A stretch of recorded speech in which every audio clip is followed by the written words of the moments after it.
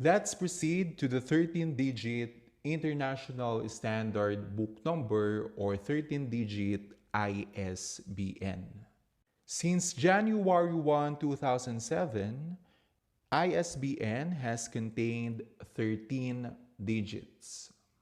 The 13 digits must range from 0 to 9. Aside from that, the sum of all the 13 digits, each multiplied by its weight or the integer, alternating between 1 and 3, is a multiple of 10. Meaning to say, x sub 1 plus 3x sub 2 plus x sub 3 plus 3x sub 4 plus x sub 5 plus 3x sub 6 plus x sub 7 plus 3x sub 8 plus x sub 9 plus 3x sub 10 plus x sub 11 plus 3x sub 12 plus x sub 13 is congruent to 0 mod 10. Observe that this computation is different from the computation of a 10-digit ISBN. Sa 10-digit ISBN, gumagamit tayo ng mod 11. So that means the weighted sum should be divisible by 11. Pero sa 13-digit ISBN, gumagamit tayo ng mod 10. That means the weighted sum should be divisible by 10. We will multiply the odd digits by 1 and we will multiply the even digits by 3. Just like the 10-digit ISBN, we will use that equation in order to know if the ISBN is valid or invalid. If the weighted sum is divisible by 10, then the ISBN is valid. If the weighted sum is not divisible by 10, then the ISBN is not valid. Let's have an example. Is ISBN 978-0306-406157 valid or invalid? In order to know if the ISBN is valid or invalid, we will use x sub 1 plus 3x sub 2 plus x sub 3 plus 3x sub 4 plus x sub 5 plus 3x sub 6 plus x sub 7 plus 3x sub 8 plus x sub 9 plus 3x sub 10 plus x sub 11 plus 3x sub 12 plus x sub 13 is congruent to 0 mod 10. Let's now substitute the values, and that will become 1 times 9 plus 3 times 7 plus 1 times 8 plus 3 times 0 plus 1 times 3 plus 3 times 0 plus 1 times 6 plus 3 times 4 plus 1 times 0 plus 3 times 6 plus 1 times 1 plus 3 times 5 plus 1 times c is congruent to 0 mod 10. Pwedeng hindi nyo na i-multiply yung mga odd digits ng 1. Pwedeng 9 plus 3 times 7 plus 8 plus 3 times 0 plus 3 plus 3 times 0 plus 6 and so on.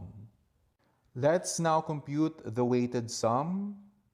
That is 9 plus 21 plus 8 plus 0 plus 3 plus 0 plus 6 plus 12 plus 0 plus 18 plus 1 plus 15 plus 7 is congruent to 0 mod 10. By adding all of the numbers, we will be having 100. So that is 100 is congruent to 0 mod 10. Ang rule natin is that kung yung 100 ay divisible ng 10, that means the ISBN is valid. Is 100 divisible by 10? Yes, it is divisible by 10 because if you compute 100 divided by 10, the answer is 10. Therefore, 100 is divisible by 10. So that means the ISBN is valid. And our answer here is valid. Take note na kung ang weighted sum ay hindi divisible by 10, that means the ISBN is invalid. Let's have another example. Consider the ISBN 433-1451-23018-C. Find the value of the check digit. Take note that in a 13-digit ISBN, the check digit must range from 0 to 9, meaning to say, if you are finding the value of the check digit, your answer should be either 0, 1, 2, 3, 4, 5, 6, 7, 8, or 9. This is one difference between 10-digit ISBN and 13-digit ISBN. Sa 10-digit ISBN, pwede ang check digit ay 10. Pero hindi mo siya isusulat as 10, but rather X. So it means instead of writing 10 in the last digit, you will use X. But for a 13-digit ISBN, your check digit must range from 0 to 9. So that means walang magiging check digit na 10. Nakalimit lang siya sa 9. It starts from 0 and ends with 9. In order to find the value of the check digit, we will use x sub 1 plus 3x sub 2 plus x sub 3 plus 3x sub 4 plus x sub 5 plus 3x sub 6 plus x sub 7 plus 3x sub 8 plus x sub 9 plus 3x sub 10 plus x sub 11 plus 3x sub 12 plus c is congruent to 0 mod 10. By substituting the values, we will arrive at 4 plus 3 times 3 plus 3 plus 3 times 1 plus 4 plus 3 times 5 plus 1 plus 3 times 2 plus 3 plus 3 times 0 plus 1 plus 3 times 8 plus c is congruent to 0 mod 10. That will become 4 plus 9 plus 3 plus 3 plus 4 plus 15 plus 1 plus 6 plus 3 plus 0 plus 1 plus 24 plus c is congruent to 0 mod 10.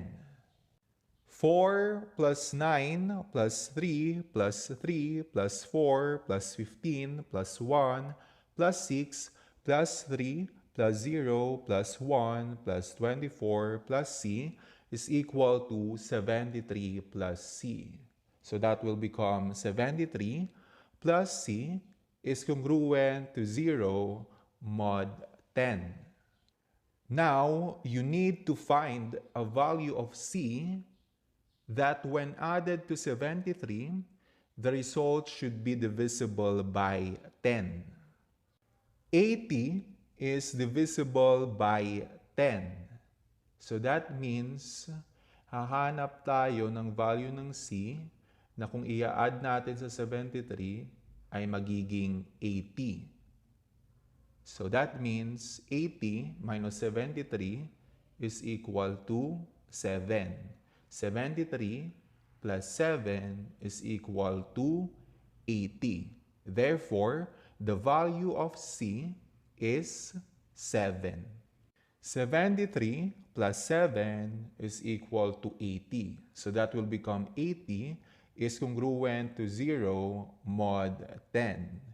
80 is divisible by 10 because 80 divided by 10 is equal to 8. So that means the value of the check digit is 7. So our answer for this problem is 7.